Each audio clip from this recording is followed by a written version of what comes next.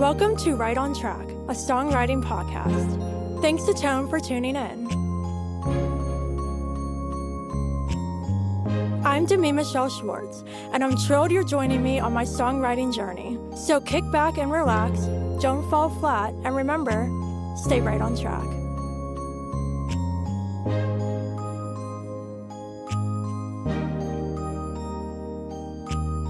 Hello, welcome back to another episode of Right on Track. I am so excited because joining me from all the way over in Scotland today is my friend Mclean. Hi, thank you so much for having me. You're welcome. I'm so excited you're here. We're going to be talking all about songwriting and self-discovery today, which I'm super excited about. But before we dive into that, would you like to share a little bit about yourself and how you got into music? Of course, I'm really excited to be here. I love talking about songwriting almost as much as I like writing songs, so this is a real treat. I came to songwriting a little bit later in life. I'd always really related to music and loved listening to it, but I had really bad stage fright and didn't have any musical training as I was growing up. And then in my 20s, I kind of decided that I wanted to give it a go. I'd always kind of written in a journal or written poetry, so learning to play guitar was really huge for me because it kind of gave me that opportunity to start exploring songwriting in that sense. So then, it was a kind of a start to performing, taking on like smaller gigs, and then building that up over time, and then eventually releasing a few EPs, 3 now, and I just absolutely love it. It's just such a huge part of my identity now that it's quite strange to think about a time when I wasn't a musician. I absolutely love that, and I love how you didn't shy away from it. Even though you had stage fright and weren't sure about it, you still took that leap, and I think I can relate to that too. And it's so awesome because, like you, I can't really remember a time before songwriting, even though I'm pretty new at it too, so it's crazy how something like that can become such a huge part of our lives later on. Absolutely, I agree with that so much. It's really strange to kind of look back on that girl before who didn't do this. And I think there's such an interesting point about kind of having the courage to overcome that, and how how desperate it was for me really just to really kind of take that plunge and go for it. And I'm so glad that I did. The fear of not doing it, I think, was scarier than actually doing it in the end. So Yeah, no, I completely agree, and I love that whole perspective. And I know that you and I definitely learned a lot about ourselves from songwriting, and that ties right into our topic, which is songwriting and self-discovery. So to kick this off, would you like to read a quote by Billy Joel? musicians want to be the loud voice for so many quiet hearts. I love how this quote illustrates kind of both sides of the coin because as musicians, our songs are that voice for people who don't have the strength to speak up, those quiet hearts. But on the other side, us as listeners experience that too when we hear a song and we're like, oh my gosh, they're saying what I'm feeling and they're saying what I have to say, but I'm not able to.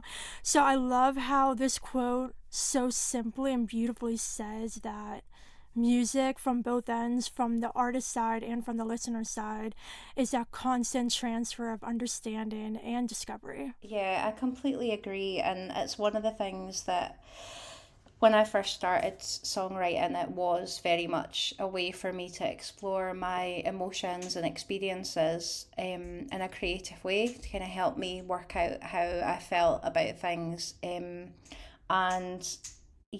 when you do start to look at it from the other side, partly that was why I wanted to write songs, was because I could recognize myself in other people's songs. And when you get that real light bulb moment of, wow, like they feel like that too. You're not the only person in the world that's had that emotion or that experience. It's a really powerful thing. I absolutely love that, and I completely agree. It definitely is this big light bulb moment, and it's also super magical.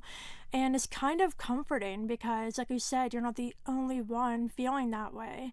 And finding those songs out there that do that for us, that give us comfort, are truly incredible. So that's a perfect segue into this first kind of half of this episode, when we're going to be talking about three songs that we really connected to. So, Lou, would you like to share your first one? Yeah, of course. So I kind of when I found out that we were going to be doing this as part of the podcast, I decided to go way, way back and think about when I was a teenager and the songs that kind of resonated with me and kind of opened up a part of myself that I didn't, that I hadn't been able to recognize on my own. Um, and the first one that I picked was actually a song by Hole called Violet, and the lyric within that was, "When I get what I want, I never want it again." And that really caught me deep at the time. I just thought, wow, like it kind of expressed that feeling of restlessness or things not being resolved for me, and just such a simple turn of phrase, but it had such power and such meaning for me. So yeah, it was quite interesting to. That was one of the first things that popped into my head when you were asking me to pick my songs. So yeah, it's interesting. It definitely is, and I love how you said it's so simple, but says so much. And I think that's one of the most incredible things about these beautiful lyrics that stand out to us, is they are so simple. They don't have to be profound all the time. They can be just very simple realizations, and those realizations are things that are universal, and I think that's why we connect to those lyrics specifically so much. Yeah, and it's such a talent. I think it's such a talent to be able to capture those really complex human emotions and human struggles in just a few words. It's really powerful. It definitely is, yeah. And so, one of my songs that I chose that definitely connected with me is one of my favorite songs, Homecoming Queen by Kelsey Ballerini. And I cried the first time I heard this, and I'm just gonna read the chorus lyrics. It's, "What if I told you the world wouldn't end if you started showing what's under your skin? What if you let 'em all in on the lie? Even a homecoming queen cries." And I think what this really did for me was it made me realize it's okay not to be okay all the time. And I really struggle with showing my emotions. I feel like if I show my emotions, that can be sort of a burden on other people. I don't want to be that person. I like to be there for others. I don't want to necessarily have to be the one to be cared for. And Kelsey really showed me that this is something that we all go through and it's nothing to be ashamed of. And so I feel like this song definitely helped me in my own songwriting, because now I feel like I can be more vulnerable and not be afraid of that and not be ashamed of it either. Absolutely, I love that, and I think that's a really important part of songwriting for me as well. Is it allows me to access the really difficult emotions that I don't like to show people, or the kind of topics that I don't really want to talk about because they make me feel vulnerable, and songwriting is a tool to help with that. I think those lyrics are beautiful as well, and really interesting in the perspective that quite a lot of the time the homecoming queen or the cheerleader is seen as a sort of enemy, the antagonist in a song. But that song is just so deeply empathetic that it kind of flips that and sort of subverts it. So I really like it for that as well. I've never heard that song actually, so I must check it out after. Yeah, I definitely do. And what you brought up is exactly the point of the song. Like, homecoming queens, they're always put together. And it's one of those things where, like, you don't really know what somebody's going through. You can look at them on the surface, but you don't know what's really going on underneath. And it's the whole message of not being afraid to show that. Like, even if you're all put together on the outside, you don't have to put on a face. You can, let that all out. So the next song that I picked was a song called "Feels Blind" by a Riot Girl punk band actually called Bikini Kill, and I'll just read the lyrics that I chose because, yeah, it kind of blew my mind at the time. So all the doves that fly past my eyes have a stickiness to their wings. In the doorway of my demise, I stand encased in the whisper you taught me. So it's a really poetic and vivid image. And what that kind of, the way that that influenced me at the time was it kind of made me think about, you know, I kind of felt silenced a lot of the time and I didn't really feel like I could show myself or use my voice in certain ways. And these lyrics really hit me and kind of thought, well, you don't have to kind of stand by, you don't have to whisper, you can really shout and you can talk about the way that you feel, but you can also do it in this really poetic way. You don't have to kind of scream it or whisper it. There's like a kind of middle ground in there, and that really influenced me so strongly at the time. Wow. That's beautiful. And I love those lyrics. And this just shows, too, how your first example was very simple. This, like you said, is very poetic. And that just shows how much we can do with the lyrics. Like painting a picture like the lyrics you just shared is so powerful and so vivid and real and really paints that picture. And I love the lyrics that do that because it really had an impact on you and are really connected with you. And I think that's so incredible that you were able to look at these lyrics and, find something in them to help you grow as a person. Definitely. And yeah, just it had such a strong impression on me, and I think it is because the first line is just such a vivid visual image. And yeah, it really taught me the power of using imagery within your songs. Yeah, I love imagery. I'm a huge fan of imagery and metaphors and all of that in lyrics. And the second example I have definitely has some of that in it as well. And this is the second verse from Rise and Shine by Cassidy Pope. And the lyrics are: when you try your best and it just ain't enough, you want to spread your wings, but you feel stuck. You could give it all up or just believe and shake yourself awake from this bad dream. And these lyrics really connected with me because this song is basically talking about how we all go through difficult times, but there's a way to get through that and see the light.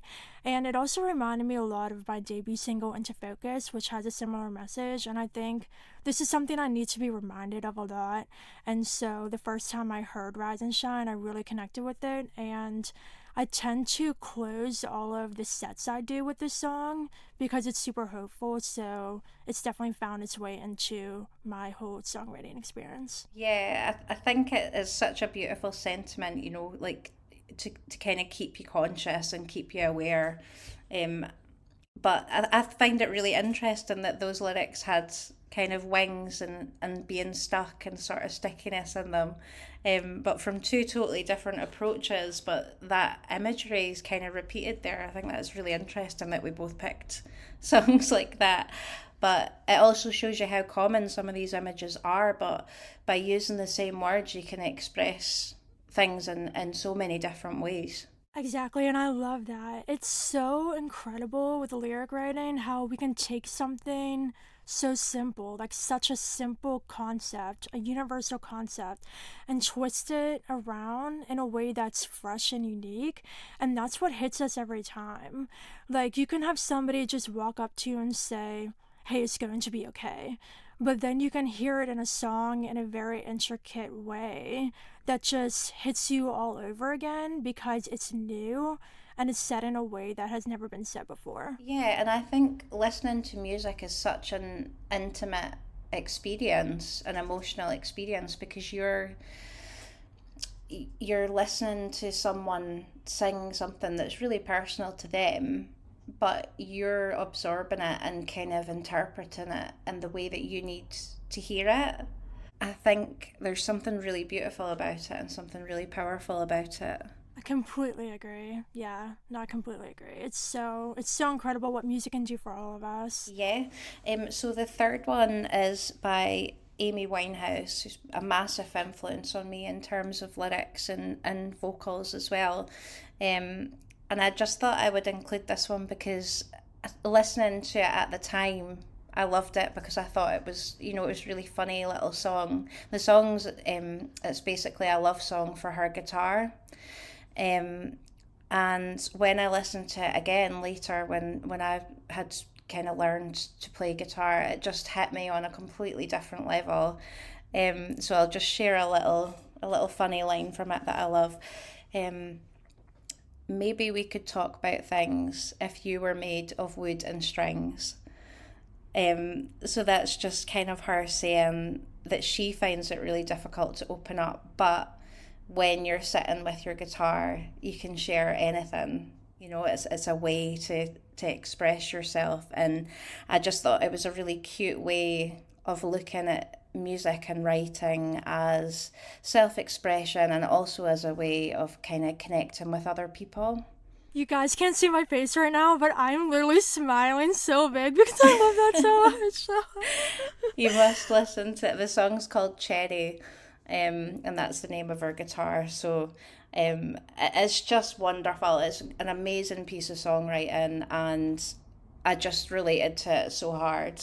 It's so perfect. Oh my gosh, I love it. And for you, like, I can definitely see how this is a big one for you in terms of self discovery and your songwriting because, like you said, once you started to play guitar yourself, you really understood what this was saying. And that was a huge step in your musical journey. And I completely agree with you how, like, you struggle to say things, but when I sit down with my guitar, it all comes out. And so I think that's something all songwriters can relate to. And I literally have the biggest smile on my face still. I love this. I love it. Amazing. Wow. Okay, so I'm going to share my last song for this. So this is actually a very new song, and it's by Bryn Cartelli, and the song is called Love You in My Mind. And the lyrics I'm going to share are, can I just love you in my heart, love you in my mind? Because that's where we as stars align. And this song really hit me in a way I didn't really expect it would. And I think that's one of the most incredible things. Like, you don't know what songs are going to mean so much to you. And this one definitely does to me because the song is basically about Bryn talking about how she has feelings for somebody but doesn't really have the courage or strength to tell them. And it's kind of that feeling of watching it all fade because she didn't speak up, but she still wants to love this person in her heart and in her mind. And I feel like this is something I've experienced so many times, like not having the confidence to tell somebody how I feel and then wondering later, like, what would have happened if I would have said something. And so this song definitely is one that made me realize so much about myself. Absolutely. It's such a melancholy sentiment and one that I can absolutely relate to as well. I think it's such a painful feeling, and then but what a wonderful way to capture it. What was it? I love you. Can I love you in my mind, or the way that I love you in my mind? Um, because I mean, with that, you're kind of showing well, you're not risking anything. So I kind of just continue this in my imagination the way that it's perfect. I just think that's a really interesting emotion to explore. Exactly, and I feel like we as songwriters are always tapping into our imagination, and I think it's really awesome to, anytime we can, kind of spin off of that and bring the imagination truly into our writing. Because, like you said, you experience this feeling too. I do. I'm sure people all over the world do. And tapping into something like this that's a little bit more abstract and imaginative is definitely powerful as well. I think I'm always amazed at how writers are able to channel these difficult emotions or ideas and kind of put them forward in a way that's so recognizable and so relatable. No matter, like you said, no matter where you are in the world, I imagine most people have probably felt that emotion or that situation. And, to be able to relate to that or to be able to relate that feeling and have others relate to it is magical. Yeah, I completely agree. And I think it's so important for us to remember as songwriters to make our music relatable so we can have this effect on our listeners as well. And that's a perfect transition into the second half of the episode where we're going to be talking about songs that we wrote. So, Lou, do you want to start? Yeah, I think this is the perfect transition because one of the songs that I wanted to talk about writing is a song called Empty Cans. And that song is about kind of falling. A lot of my songs are about falling in love. It's something I seem to do quite frequently. So this song was about, once you when you've been in love and then it ends and it's really sad, but you start to move on, and it kind of goes on in that vein. It's quite a triumphant sort of song, but one of the lines in it, it was kind of a throwaway line for me, but so the lyrics are, now observe the mess my heart is in, I'm still sleeping in your jumper because it smells of your skin.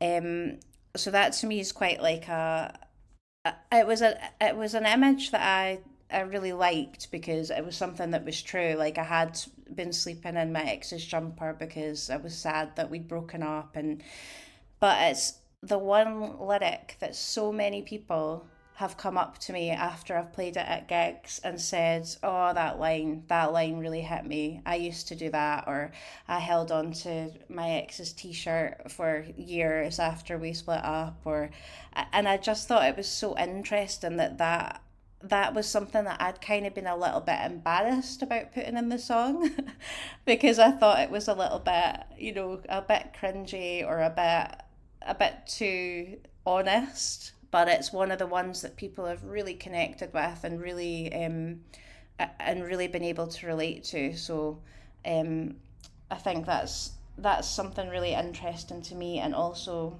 it comes back to that quote that we said at the start of the episode. You want to be the loud voice for quiet hearts, and to be able to capture something and have people respond to that is so magical. It's not something that I expected when I started songwriting, so it's really exciting when it does happen. That's incredible. And I really love how that lyric is one that people really connect with when you initially didn't think it would be. And I think that's one of the coolest things about what we do is we put lines in a song that we can think, oh, I'm just putting this one in because I kind of like it, but I don't think it's the best line. And then it turns out that's the one that people love. And that's the thing, like as songwriters, all we can do is do our best with our music, and it's up to the listener to make what they want to make of it. And so we can't tell our listeners this is the best lyric in the song or this isn't really a good lyric. We have to leave it up to them. And it's really cool when we see things happen with our music that we didn't expect. I think it's really interesting that the lyrics that we kind of put down as space fillers, or oh, I'm not really sure about that. We can't predict what what lyrics people are going to relate to or what music people relate to. But one thing I've noticed over the years is the more honest a song is, the more raw a song is, the more people relate to it. I completely agree, and I've definitely had the same experiences with that. And the first song I'm going to share, Will I Ever, is my most vulnerable song yet, and I've definitely seen that with this song. People really connect to this song because it's definitely my most raw song yet. And just very simple, the chorus lyrics are, will I ever know how it feels to fall in love, to fall in love? Because I've never known how it feels to fall in love. No, I've never, will I ever? So that's going back to kind of your first example at the beginning. It's very simple. There's no imagery in that. It's not metaphorical. It's straightforward. And there's no question of what this song is about. And this is definitely something I struggle with a lot, this message of the song. And I think going back to self discovery, the song made me realize how much I want to know what it's like to fall in love, because I feel like when I was in middle school, high school, college, when it was like a big thing, everybody was dating everybody. Like, it wasn't really something I was focused on because I was very focused on school and my academics. So that wasn't really something that was in my head. But now that I graduated undergrad and I'm in grad school, it's something that I think about a lot. And so writing the song made me realize how much it is something that I think about, like truly how much. Yeah, it's such a simple it's such a simple way of putting it, but it's such a complex emotion and there's so much behind it and you can really feel the authenticity behind it. I really love it. I love the song anyway, like I love it. Yeah, what an amazing tool to have to explore those difficult feelings or those vulnerable moments. Yeah, I just, this is why I love songwriting. It's just such a good way to explore the relationship that you have with others, but also the relationship you have with yourself. Exactly. That's a really great point. I love how you brought up the relationship with ourselves because, you know, we have to continue to grow and discover things about ourselves. And the way that we do that as songwriters is writing music. And I think that's a great way of doing that. And I feel super fortunate that I'm able to do that. Yep, I'm exactly the same. I'll move on to my second example because it kind of fits in quite nicely with what we've just been talking about. So the next song that I kind of want to discuss is one of my recent ones from my previous EP. The song's called "The World Is on Fire." And I wrote the whole EP over the last year in lockdown. So I live alone in Edinburgh and spent lockdown kind of working from home, but also writing and kind of focusing on music a lot and doing a lot of self discovery and work on the relationship with myself. And the songs are very vulnerable. But one of the songs in particular, so this is the one, I'll read some lyrics. Um, so the line is, "There's no use pretending, don't know who I'm defending anymore, the body keeps the score." So that was about kind of my relationship with myself and being honest about the things that have maybe happened to me in the past, like traumatic things that I'd never really leveled with myself about, and also, you know, the way that I would kind of make excuses for behavior in the past and kind of try and ignore the deep issues that I was going through. So I think songwriting as a way of kind of self discovery was massive for me over 2020, and it was just a real way of me exploring those really difficult feelings and thoughts because in lockdown I didn't really have anywhere to hide or any way to distract myself. So yeah, it was a really powerful, it was a really kind of powerful experience for me. And yeah, that song, when I hear it now, I still sort of get chills because I think, wow, like, did I actually write that? Because it was so vulnerable and such a huge thing for me. So, um, yeah, I'm really proud of that one. Actually, I'm really proud of it. You definitely should be. And I think what you said about discovering yourself more over 2020, you know, I did too. And I think a lot of people did. And I think it's such a beautiful thing that you were able to reflect on yourself and kind of move forward from things through songwriting during that difficult year. Hmm. Yeah, absolutely, and to be able to lean on that and use that as a way of exploring difficult feelings and yeah, to be able to put those to bed, to just say, right, okay, well, I've explored that and you know, this is what I've made from that. So now I can go on and make other things and yeah, I think it's a real privilege actually to be able to do that as a songwriter and as an artist. It definitely is a privilege. I completely agree. Okay, well, our timer went off, but we're going to quickly wrap up the last three that we're going to share. And this next one is from my song called Four Leaf Clover, and I'm planning on releasing this on St. Patrick's Day next year. But the lyric from this that I want to share is from the chorus, and it says, "True love is rare as it is, but for someone like me, does it even exist? All I can do is wonder if someone will ever feel lucky to find me, like I'm a four-leaf clover." Oh, that's so nice. I Oh, love that. That's so cute and sweet. thank you. Yeah, so I feel like this song is kind of similar to Will I Ever, but a little bit different because this one takes it to a little bit of a deeper place because I kind of reflect on how I have a lot of flaws and wonder if, I'll ever be good enough for anybody. And writing this song definitely helped me kind of come to terms with that a little bit more. And I think the whole metaphor of a four leaf clover is super special because that idea came out of nowhere for me. I was like kind of thinking about, feeling lucky and that kind of thing. And then I thought of, oh, four leaf clover. And I kind of ran with that whole concept. And so this is definitely one of my most vulnerable songs, but I definitely learned a lot about myself through writing it. Yeah, I love the image of the four-leaf clover as well. Um, because it is, again, what you've said isn't complex in the sense that you're not using too many words. You're just getting to the point, but also using this lovely metaphor and this really recognizable image for us kind of listening to be like, oh yeah, and you do want to feel special, it would be special to find a four-leaf clover, and it would be, special to find you.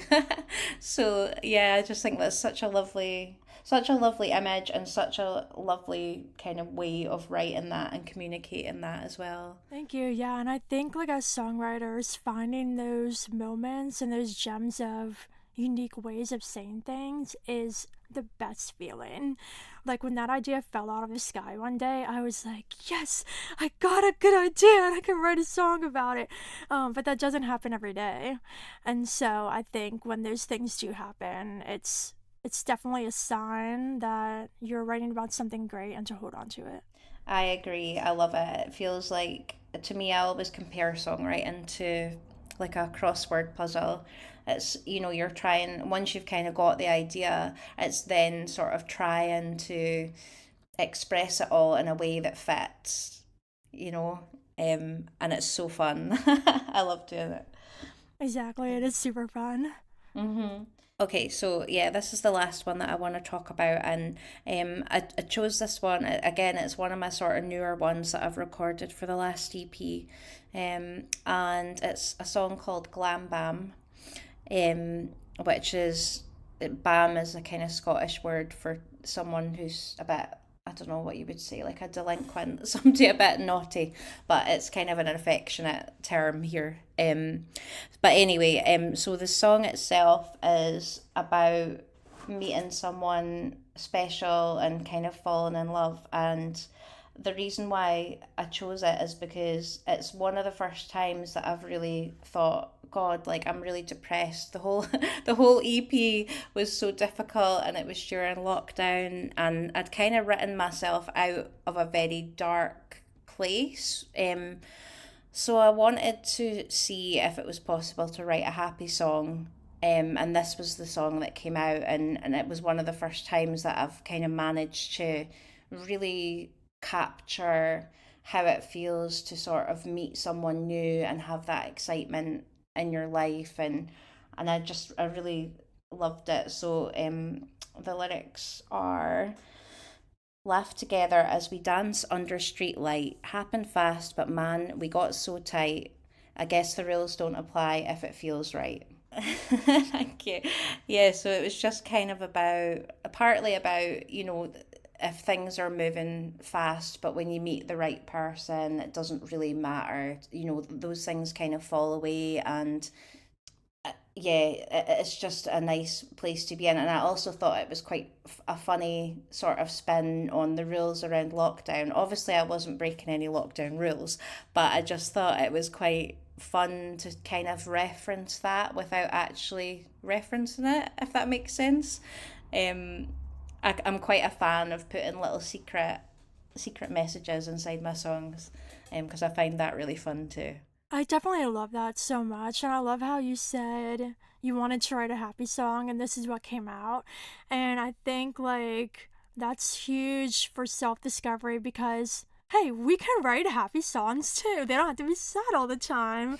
Yeah. Um, yeah. And so the last song I'm going to share is perfect because this is a happy one too, and it's called Across the Pond. And I wrote this song as a thank you to the UK for all of their support.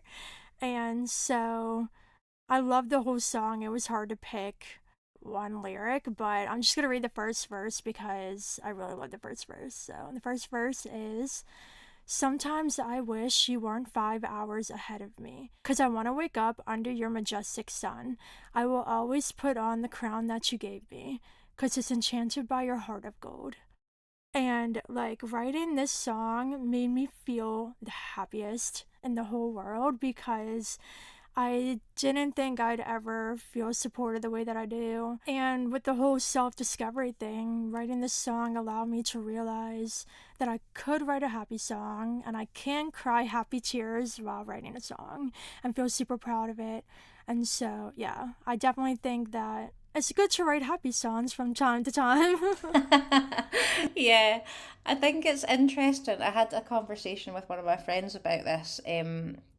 There's this idea that you can only write or create art about tragic things, or it's easier to write about heartbreak or sad things that have happened, and maybe that's true. But yeah, a huge part of my self discovery, same, was to say I want to write a happy song. I want to challenge myself to do that, and actually realizing that your emotions are affected by the song that you're writing, and you start to really dig into those happy emotions. It brings you round, and it's just a big learning curve for me, because it gave me this kind of knowledge that, okay, if I sit down and think I want to write a song about XYZ, then I can do that. I can challenge myself to do that, and it's a good way to get yourself out of that comfort zone of writing tragic love songs. So I'm glad you've had that experience too, that you can challenge yourself and push yourself.